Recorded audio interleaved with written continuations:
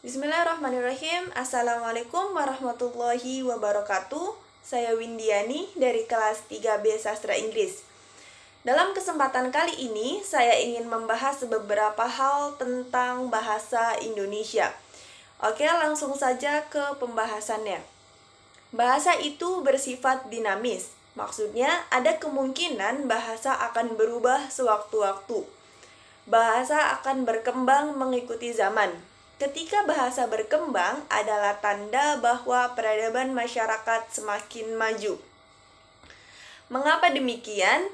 Karena ketika zaman semakin modern atau semakin maju, semakin banyak pula bahasa-bahasa baru yang muncul. Semakin kesini banyak kosakata baru yang muncul dan banyak juga kosakata yang tenggelam. Hal ini terjadi secara terus-menerus. Bahasa akan terus berkembang.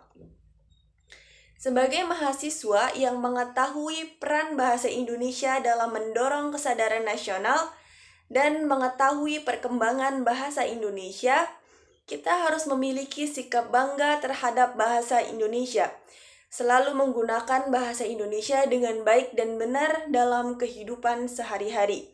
Karena bahasa Indonesia merupakan identitas bangsa Indonesia.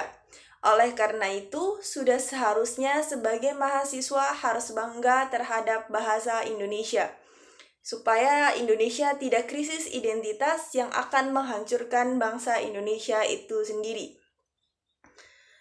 Oke, selanjutnya adalah mengenai keterampilan berbahasa. Keterampilan berbahasa yaitu menulis, membaca, berbicara, dan menyimak. Agar seseorang mampu menulis dengan baik, harus memiliki kemampuan membaca yang baik pula. Karena ketika kita memiliki kemampuan membaca yang baik, kita akan memiliki gudang kosakata yang banyak, serta dapat memahami bagaimana penulisan yang baik dari membaca sebuah tulisan. Lalu, cara agar kita mampu memahami tulisan dengan baik adalah kita harus membaca serta memahami isi bacaan dengan teliti. Dalam membuat sebuah bacaan atau tulisan, hendaklah menggunakan diksi yang tepat, agar tulisan menjadi berkualitas. Pemilihan diksi yang tepat dapat menyampaikan pesan serta makna yang ingin disampaikan oleh penulis dengan baik. Oke, untuk selanjutnya, saya akan membahas tentang kalimat majemuk bertingkat. Kalimat majemuk bertingkat adalah menggabungkan dua kalimat atau lebih. Berdasarkan kedudukannya, terdapat dua kedudukan. Yang pertama adalah induk kalimat yang merupakan inti dari kalimat tersebut. Dan yang kedua adalah anak kalimat yang merupakan kalimat pendukung. Saya akan menjelaskan 3 jenis kalimat majemuk bertingkat beserta contohnya. Yang pertama adalah kalimat majemuk bertingkat yang berhubungan dengan perbandingan. Dalam kalimat ini dihubungkan dengan kata seperti daripada, ibarat, seperti, laksana, bagaikan. Contoh kalimatnya adalah buku Ani lebih tebal daripada buku Gina.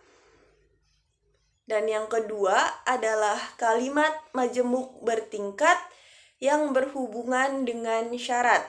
Dalam kalimat ini dihubungkan dengan kata jika, apabila, seandainya, asalkan. Contoh kalimatnya, aku akan pergi ke pasar malam jika nanti malam tidak hujan. Yang ketiga adalah kalimat majemuk bertingkat yang berhubungan dengan implikasi. Dalam kalimat ini dihubungkan dengan kata sehingga dan oleh karena itu. Contoh kalimatnya adalah sudah 5 hari berturut-turut turun hujan sehingga pakaian yang telah dicuci tidak kering. Oke, sekian dari saya. Sampai jumpa lagi. Wassalamualaikum warahmatullahi wabarakatuh.